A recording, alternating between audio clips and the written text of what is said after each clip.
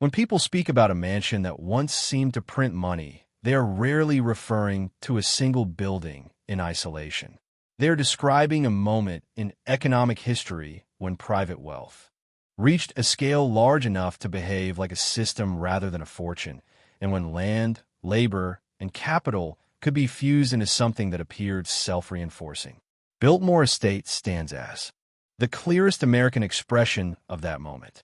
Not because it was the most beautiful or the most lavish, but because it was conceived at a time when extreme wealth still believed it could engineer permanence. At the end of the 19th century, the United States was producing wealth faster than its institutions knew how to regulate it. Industrial expansion, railroad integration, and financial consolidation had created fortunes that did not merely exceed personal consumption, but overwhelmed traditional forms of storage. Banks were unstable, markets were volatile, and the legal frameworks governing capital were still evolving. For those at the top of this system, the challenge was no longer how to earn money, but how to anchor it in a form that could endure, generate returns, and remain under private control. The mansion emerged as an answer to that challenge, not as a residence in the ordinary sense, but as a container for surplus capital. A structure large enough to absorb enormous investment without appearing frivolous, and complex enough to justify its existence as productive rather than indulgent. Biltmore was designed within this logic. Its size was not simply a matter of taste. It was a financial statement, asserting that wealth of this magnitude required physical scale to match it. At the time, this reasoning made sense. The late Gilded Age economy rewarded concentration. Railroads, utilities, and industrial trusts operated most efficiently when centralized, and their owners adopted similar thinking in their personal asset strategies. Land, especially land far from urban speculation, offered stability. It could be purchased cheaply in large quantities, developed gradually, and improved in ways that increased both utility and value. When paired with agriculture, forestry, and controlled labor, land promised something rare in a volatile economy: predictable output. Biltmore was built on the assumption that wealth should behave like infrastructure. Just as railroads converted capital into durable networks that produced steady revenue, the estate would convert financial surplus into a landscape that generated food, materials, and social capital. The mansion itself was the administrative and symbolic center of this network, but the real engine lay in the thousands of surrounding acres. Farms, forests, workshops, and housing were not accessories. They were integral components of an economic organism. This was also an era with minimal structural friction. There was no federal income tax. Labor protections were limited, and environmental regulation was virtually non-existent. Large landholders could organize production internally, set wages locally, and plan decades ahead without anticipating major policy interference. The cost of labor was low, capital was abundant, and political attitudes toward wealth were broadly permissive. In such an environment, scale reduced risk, rather than increasing it. Extreme wealth in this period carried with it a belief in continuity. Fortunes were expected to last not just a lifetime, but generations. This belief shaped how capital was deployed. Liquidity mattered less than control. Yield mattered less than stability. A mansion like Biltmore was not evaluated on annual profitability alone, but on its ability to preserve and legitimize wealth over time. If it broke even operationally while anchoring family capital in land and systems, it was considered successful. The idea that a private estate could effectively print money did not rest on fantasy. It rested on arithmetic. Agricultural output reduced household costs. Timber sales produced periodic income. Tenant arrangements and local commerce recycled wages back into the estate economy. Meanwhile, the broader financial portfolio continued to generate cash that covered any gaps. The mansion did not need to outperform markets. It needed only to absorb capital and return enough value to justify its upkeep.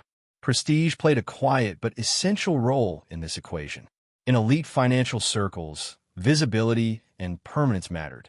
A massive estate signaled that wealth was disciplined, long-term, and anchored in reality rather than speculation.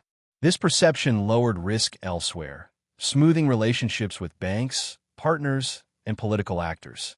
The mansion became reputational collateral, reinforcing confidence in the broader system that sustained it. From the outside, Biltmore looked like excess.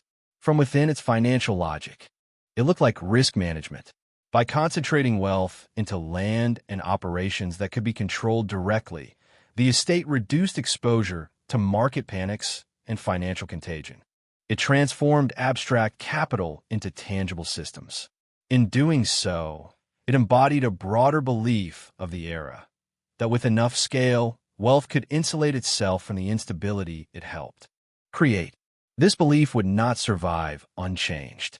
But at the moment of Biltmore's creation, it was entirely rational. The mansion stood not as a defiance of economic reality, but as a product of it. It was built at a time when money flowed easily, labor was abundant, and the future appeared governable by those with sufficient resources. The promise of extreme wealth was not luxury for its own sake, but control, continuity, and the quiet confidence that the system would keep paying. The mansion that appeared to print money did not begin with stone, land, or even vision. It began inside. Financial systems so large and so embedded in the 19th century American economy that their cash flow felt almost automatic. Biltmore Estate was made possible not by a single entrepreneurial success, but by decades of accumulated surplus generated through infrastructure capitalism, where control mattered more than invention and scale mattered more than speed. At the core of this wealth was the railroad economy. Railroads were not simply transportation companies. They were the operating system of the American industrial age. Every ton of coal, every bushel of grain, every manufactured good that moved between regions paid a toll to the rails. Owning railroads meant owning the flow of commerce itself. Rates could be set, routes prioritized, and competitors excluded, all within a regulatory environment that was fragmented and permissive. Revenue did not depend on consumer preference in the modern sense. It depended on geography and necessity. The financial logic of railroads was uniquely powerful. Once tracks were laid, marginal cost declined while usage increased. Population growth and westward expansion guaranteed rising volumes. Railroads financed expansion through bonds, using future cash flows as collateral, while equity holders benefited from both dividends and appreciation. Financial houses associated with these networks earned underwriting fees, interest payments, and insider access to information that further amplified returns. Wealth accumulated steadily, predictably, and at a scale that dwarfed most other industries. This form of wealth creation produced a specific kind of surplus. It was not sporadic or speculative. It arrived regularly, often in the form of trust income and long-term securities. For families embedded in this system, cash flow was not something that needed constant attention. It was assumed. That assumption is critical to understanding how a project as vast as Biltmore could proceed without financial strain. Construction costs, land purchases, and staffing expenses were funded out of excess, not leverage. Importantly, much of this wealth was already abstract by the time the mansion was conceived. It existed as paper claims on enterprises spread across the country. While lucrative, these claims carried exposure to financial panics, which were common in the late 19th century. Banks failed, markets froze, and liquidity vanished with alarming regularity. For owners of large fortunes, this volatility created an incentive to convert a portion of their wealth into assets governed by different dynamics. Land and self-contained operations offered that alternative. The decision to deploy capital into a massive estate was therefore not a withdrawal from capitalism, but a rebalancing within it. Financial wealth printed money quickly, but it also evaporated quickly during crises.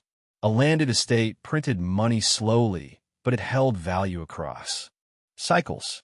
Agriculture produced steady output. Forestry generated periodic lump sums. Rents and local commerce recycled cash internally. None of these streams matched the scale of railroad income, but together they reduced dependence on markets that could seize without warning. Labor economics reinforced this strategy.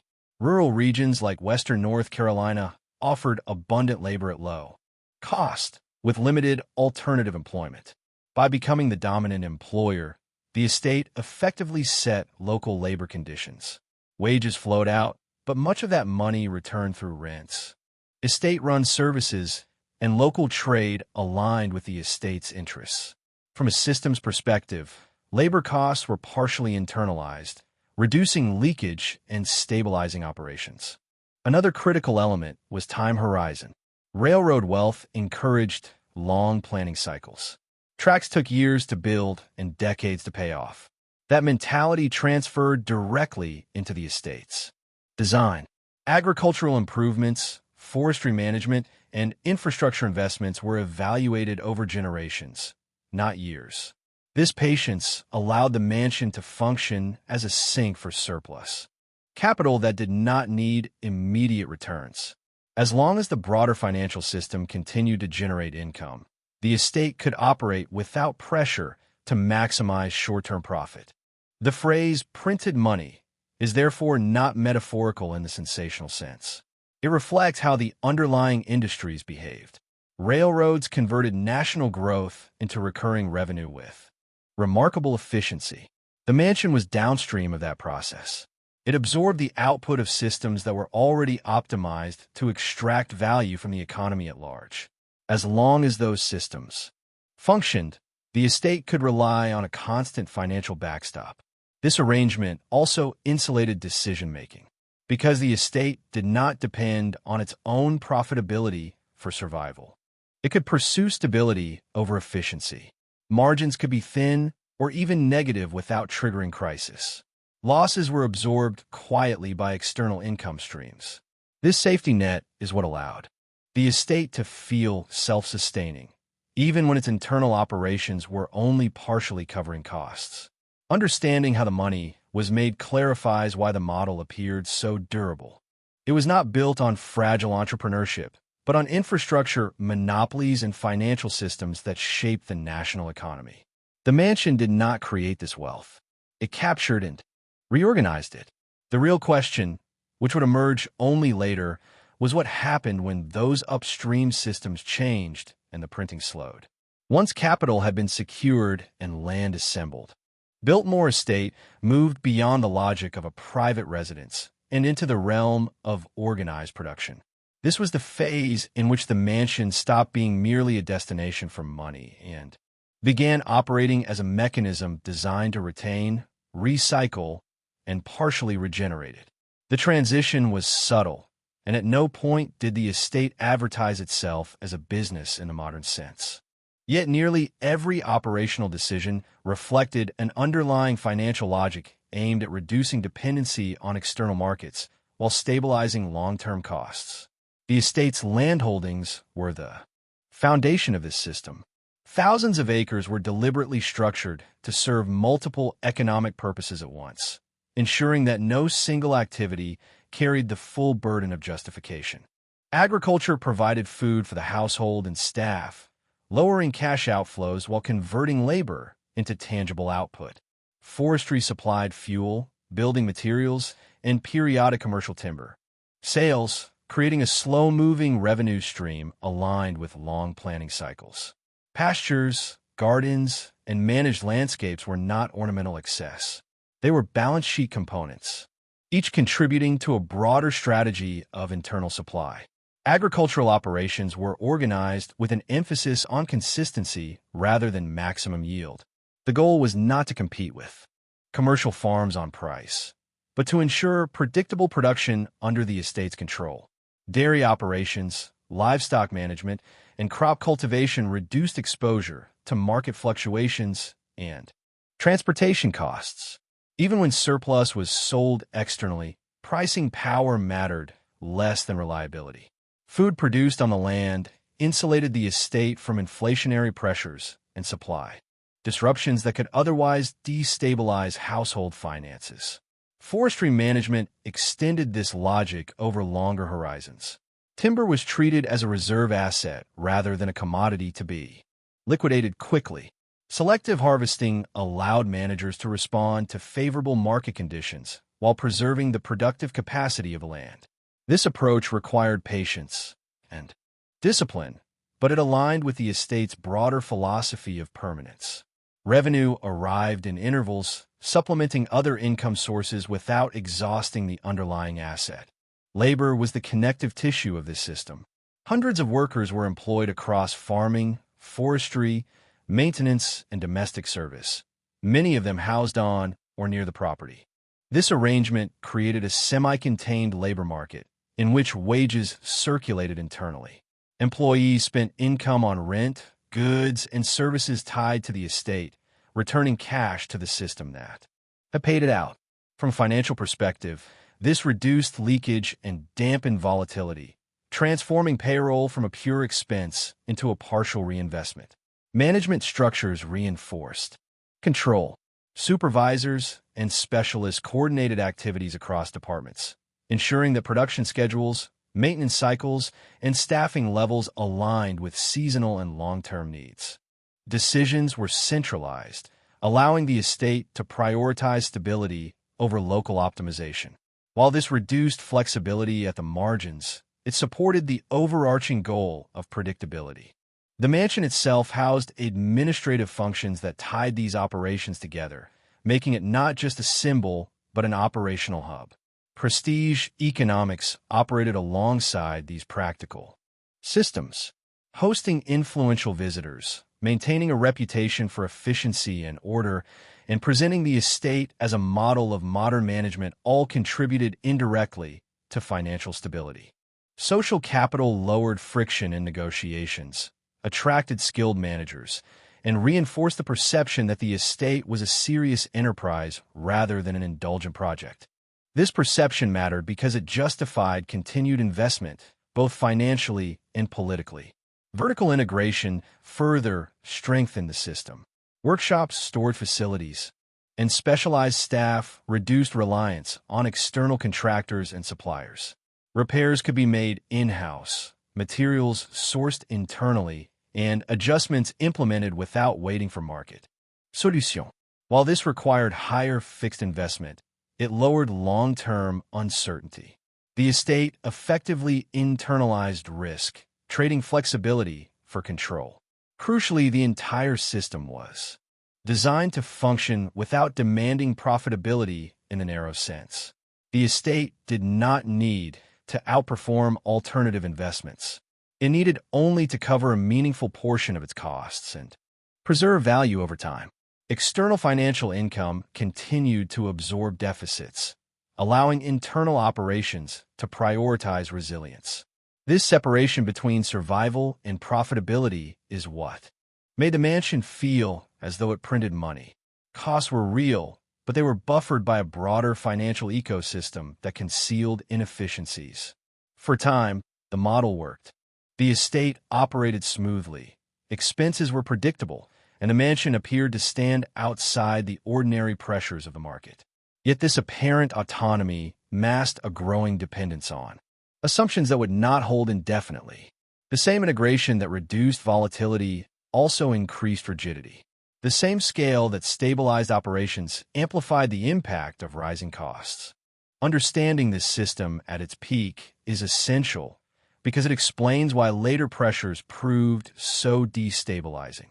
At the height of its apparent self-sufficiency, Biltmore Estate gave the impression of an economic machine running smoothly and quietly in the background, its size and organization masking the strain required to keep it that way.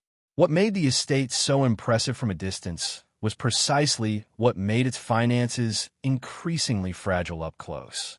The hidden costs were not the result of extravagance or mismanagement, but of scale itself, and scale has a way of turning ordinary expenses into permanent structural burdens. Maintenance was the most relentless of these costs. A mansion of this magnitude was not a finished product, but a living system that demanded constant intervention. Stone walls shifted with temperature and moisture. Roofs required continual inspection and repair. Interior finishes aged under the strain of daily use by hundreds of occupants and staff. Mechanical systems, advanced for their time, were bespoke and complex, requiring specialized knowledge to operate and maintain. Unlike standardized buildings, nothing could be repaired cheaply or quickly. Every task became custom work, and every delay multiplied future expense. Labor amplified this pressure. The estate's operations depended on a large, skilled workforce familiar with its unique infrastructure. Reducing staff risked operational failure, yet retaining them created a fixed cost that could not easily be adjusted downward. Wages were only part of the equation. Housing, utilities, food provisions, and supervision added layers of expense that persisted, regardless of productivity.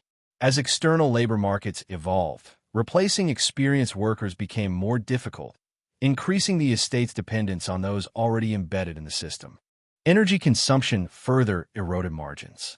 Heating and lighting, a structure designed for 19th century expectations, required enormous inputs, especially as standards of comfort rose over time.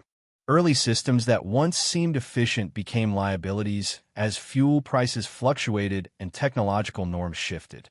Retrofitting was possible only at great expense and risk to the building's integrity.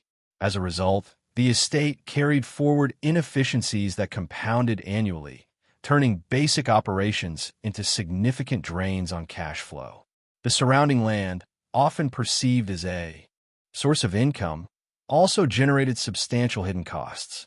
Agricultural equipment needed replacement, livestock required veterinary care, and soil demanded continuous management to remain productive. Forestry operations involved road maintenance, replanting, and long periods during which capital was tied up without immediate return. Each acre added to the estate's prestige, also added to its maintenance footprint, expanding obligations faster than revenue. Administrative complexity became another quiet expense. Coordinating farming, forestry, maintenance, and household operations required layers of management that did not directly produce output. Decision-making slowed as systems grew more interconnected, and inefficiencies became harder to isolate. Actions taken to optimize one area often increased costs elsewhere, creating trade-offs that reduced overall efficiency. The integrated system that once stabilized operations now constrained adaptation. Opportunity cost loomed in the background. Capital invested in land, buildings, and internal infrastructure could not be easily redeployed as financial markets matured and offered higher returns with greater liquidity.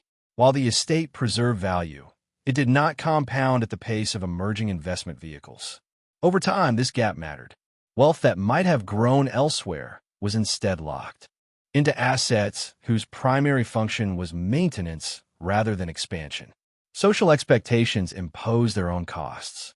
Maintaining the estate's reputation required ongoing expenditure on presentation, hospitality, and conformity to elite norms.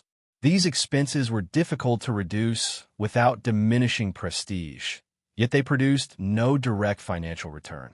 The mansion had to look effortless even as the effort required to sustain that appearance increased. Individually, none of these costs threatened the estate's survival. Collectively, they narrowed the margin for error. The mansion no longer needed to fail dramatically to become unsustainable. It needed only to exist in an environment where costs rose faster than the external income streams that had once covered them without notice. Scale, which had provided insulation, now magnified every inefficiency and reduced flexibility. By the time these hidden costs were fully recognized, the estate's financial logic had already shifted. What once felt like a system that quietly printed money had become one that quietly consumed it. The structure remained intact, operations continued, and outward appearances changed little, but the underlying balance had tipped. The question was no longer how to optimize the system, but how long it could be sustained under mounting pressure. The breaking point for Biltmore Estate did not arrive as a sudden collapse or a single catastrophic event. It emerged slowly through a convergence of economic forces that altered the environment in which the estate had been designed to operate. These forces did not target the mansion specifically. They reshaped the entire structure of American capitalism, and in doing so, they exposed the limits of a model that depended on stability, control, and favorable asymmetries that no longer existed.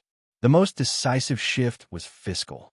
The introduction of the federal income tax in 1913 marked a fundamental change in how private wealth interacted with the state. For estates that had been built under the assumption that income could be reinvested or absorbed without systematic external claims, recurring taxation altered long-term calculations. Cash flows that once moved quietly into maintenance, staffing, and land improvement were now partially redirected. Over time, progressive rates and additional layers of taxation, including estate and inheritance taxes, reduced the ability of wealth to pass intact from one generation to the next. The mansion scale, once a symbol of permanence, made it easier to assess, value, and tax. Labor dynamics reinforced this pressure. Industrial growth and urbanization expanded employment opportunities beyond rural estates, reducing the supply of low-cost, captive labor. At the same time, labor standards began to formalize, setting expectations for wages, hours, and working conditions. Arrangements that had once been flexible and locally determined became subject to broader regulation and scrutiny. Compliance increased costs and reduced managerial discretion, eroding one of the estate's core advantages, its ability to internalize labor on favorable terms. Market conditions also shifted in ways that undermined the estate's internal balance. Agricultural prices became more volatile as national and international markets integrated, making farm operations less predictable. Timber markets experienced cycles that did not align neatly with the estate's cash needs, limiting the effectiveness of forestry as a stabilizing income source. Meanwhile, financial markets matured, offering instruments that combined liquidity with returns that outpaced those available from land-based operations. In comparison, the estate's assets appeared increasingly inefficient, tying up capital in forms that were costly to maintain and slow to adjust. Social and political attitudes toward wealth evolve alongside these economic changes. Large private estates came to be viewed less as engines of progress and more as concentrations of privilege. This shift altered the policy environment, increasing support for regulation and redistribution. While these attitudes did not directly dismantle estates, they reduced the informal protections that prestige had once provided. Visibility became a liability rather than an asset, inviting scrutiny rather than deference. The cumulative effect of these pressures was margin compression. Operating costs rose steadily while the estate's contribution to overall wealth declined in relative terms. What had once functioned as a stabilizing anchor now required continuous subsidy from external income sources that themselves were under strain. The estate no longer amplified wealth. It absorbed it. This inversion marked the true breaking point. Even though the physical structure remained intact and operations continued much as before. Crucially, this transition did not imply mismanagement or failure of intent. The model had been built for a different economic order, one characterized by minimal taxation, abundant labor, and limited alternatives for capital deployment. As that order dissolved, the estate's internal logic lost coherence. Adjustments were possible at the margins, but the fundamental mismatch between scale and environment could not be resolved without abandoning the very features that defined the mansion. By the time these realities became undeniable, the range of viable choices had narrowed. Downsizing threatened the integrity of the system, while maintaining scale demanded ever greater infusions of capital for diminishing returns. The estate stood at a crossroads, not because it had failed in its own terms, but because the world around it had changed faster than it could adapt.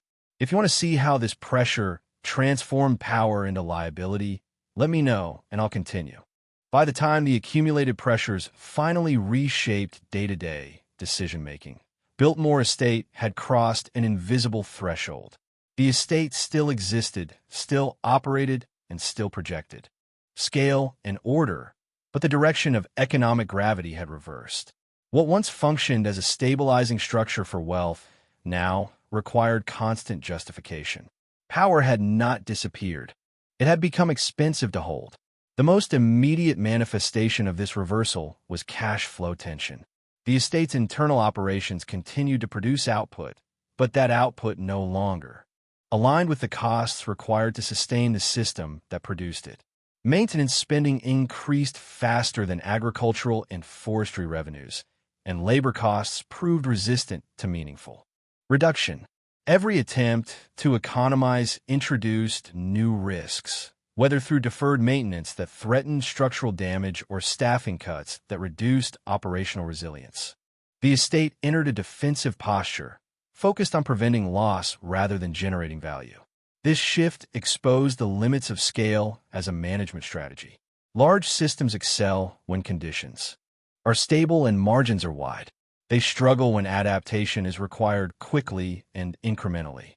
The estate's complexity slowed decision-making and narrowed options. Selling small parcels of land provided temporary relief, but weakened the internal coherence that had once justified integration. Each divestment reduced future flexibility, turning liquidity gains into long-term constraints. The relationship between the estate and its surrounding economy also changed. What had once been a dominant local employer with significant control over labor and resources increasingly resembled a large, inflexible organization operating in a more competitive environment. Workers gained alternatives, suppliers gained leverage, and local markets became less dependent on the estate's presence. The implicit subsidies of influence and centrality eroded, replaced by explicit costs that had to be paid in cash. One of the most consequential transformations was conceptual. The estate began to be evaluated not as a private financial system, but as an asset whose value lay in something other than production. Historical significance, cultural interest, and public fascination emerged as potential sources of revenue. This reframing was pragmatic rather than ideological. Opening the property to visitors converted prestige into income, transforming attention into cash flow at a time, when traditional operations could no longer cover expenses. However, this transition carried trade-offs. Public access introduced new costs, including staffing, compliance, and accelerated wear. Revenue became sensitive to broader economic cycles, particularly during downturns when discretionary spending declined. The estate survived by shifting its economic identity, but in doing so it confirmed the end of the original model. The mansion was no longer printing money through control production. It was monetizing itself through exposure. The psychological dimension of this change mirrored the financial one. Control gave way to stewardship. Decisions were increasingly shaped by preservation rather than optimization, by continuity rather than expansion. Authority diffused as new stakeholders emerged, including visitors, preservationists, and public institutions. The estate remained impressive, but its role in the wealth structure that had created it was fundamentally altered. What distinguishes this phase from collapse is continuity under constraint. The estate did not fail outright. It adapted. Yet adaptation required relinquishing the very characteristics that once defined its power: exclusivity, self-containment, and independence from external validation. Survival depended on integration into a broader institutional framework that replaced private dominance with managed relevance. This is the point at which the mansion's story ceases to be about accumulation and becomes about endurance. Power persisted, but it did so in a different form, one that demanded compromise and constant engagement with forces outside the estate's control. The lesson is not that power vanishes, but that its maintenance can become more costly than its original Acquisition. Looking at Biltmore Estate from the perspective of the modern economy, it becomes clear that the mansion-based wealth system did not merely fall out of fashion.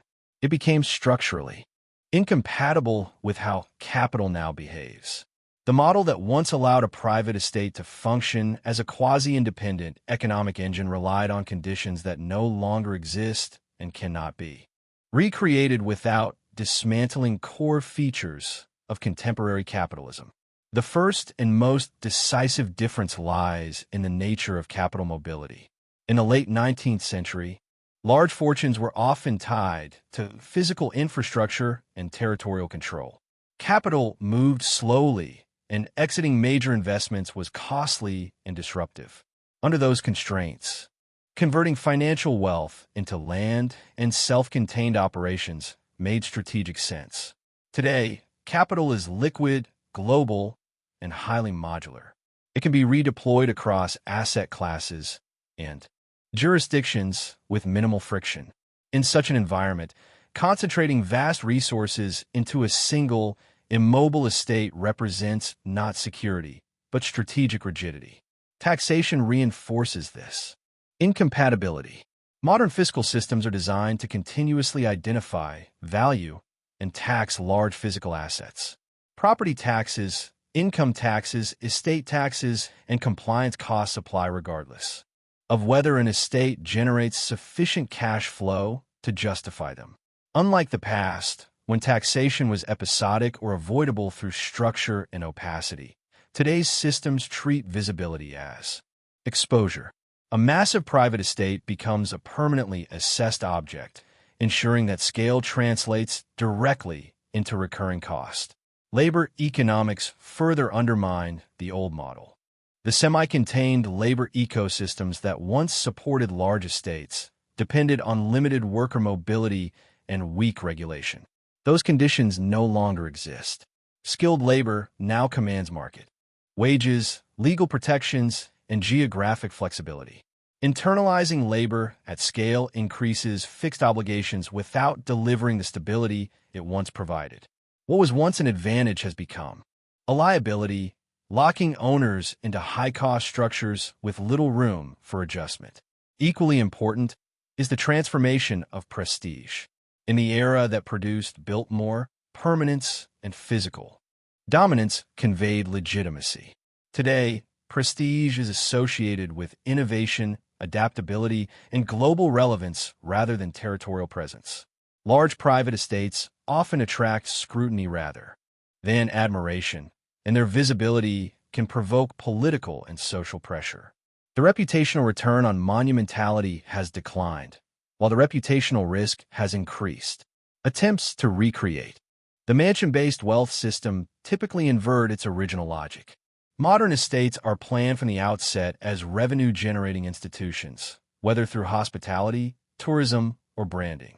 These ventures can succeed, but they are fundamentally businesses, not wealth preservation structures. They require constant market engagement, continuous reinvestment, and sensitivity to consumer demand. The original model assumed continuity without adaptation. The modern environment demands adaptation without pause. The contrast between old money and new money logic makes this clear. Historic fortunes sought to anchor themselves in place, transforming financial dominance into physical systems that could be managed across generations. Contemporary fortunes prioritize optionality, dispersal, and exit. They accept volatility in exchange for flexibility. A single massive estate restricts that flexibility while offering no compensating advantage in returns or control. What remains of estates like Biltmore is therefore not a replicable strategy, but a boundary marker in financial history. They show how far private wealth could extend itself under a specific set of legal, economic, and social conditions, and where those conditions imposed limits.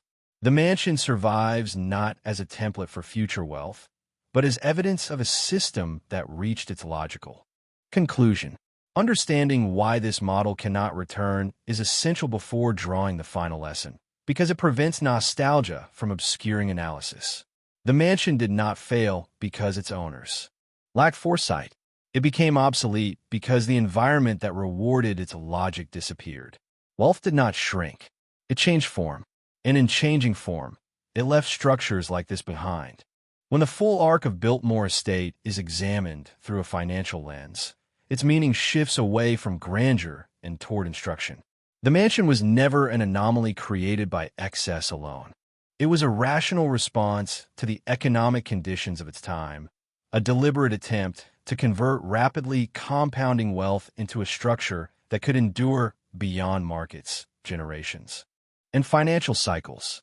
For a while, that attempt succeeded. Then the environment changed, and the logic that once made the system powerful began to work against it. The central lesson is that wealth is inseparable from the systems that allow it to function. Biltmore worked because it was embedded in an era where capital accumulation outpaced regulation, labor was abundant and locally constrained, and land offered both legitimacy and insulation from financial volatility. In that context, scale reduced risk. Control produced stability. Illiquidity was a feature rather than a flaw. The mansion did not need to outperform alternative investments. It needed only to exist as a durable anchor for surplus capital, supported by external income streams that felt inexhaustible. What ultimately undermined the model was not miscalculation, but time. As taxation formalized, labor markets opened, and capital became more mobile, the estate's defining strengths inverted. Scale magnified costs. Control reduced flexibility. Permanence attracted scrutiny. The same features that once allowed the mansion to behave like a money-printing system turned it into a structure that required constant financial defense. Wealth did not disappear, but it flowed elsewhere into forms better suited to the new environment. This distinction matters because it challenges a common misunderstanding about elite assets. Large, impressive structures often appear to be symbols of financial dominance, yet they can mask declining economic relevance. Biltmore survived not because it continued to generate exceptional returns, but because it changed its purpose. By transitioning from a private wealth system to a managed institution, it exchanged autonomy for longevity. Preservation replaced accumulation as the primary objective. In modern terms, this reveals the difference between owning assets and serving them. When an asset requires increasing effort simply to justify its existence, it has crossed a threshold from tool to obligation. Biltmore crossed that threshold quietly over decades as operating costs rose and relative returns fell. Its owners adapted, but adaptation required relinquishing the original ambition of self-contained economic power. The broader implication extends beyond historic estates. Every era produces assets that seem unassailable within their own context. They reflect prevailing beliefs about stability, control, and the future of wealth. Over time, those beliefs are tested by structural change. Some assets adapt easily. Others persist only by being reframed. The mansion that once printed money teaches that durability is not the same as sustainability, and that preservation is often the final phase of systems built for accumulation. Today, wealth seeks flexibility rather than permanence, dispersion rather than concentration. It favors structures that can be exited, rebalanced, and reimagined without incurring massive fixed costs. In that world, the logic that produced Biltmore no longer applies. The mansion endures as a physical reminder of a different financial order, one in which private individuals believe they could build systems large enough to outlast the forces shaping them. The final lesson is therefore not about failure, but about alignment.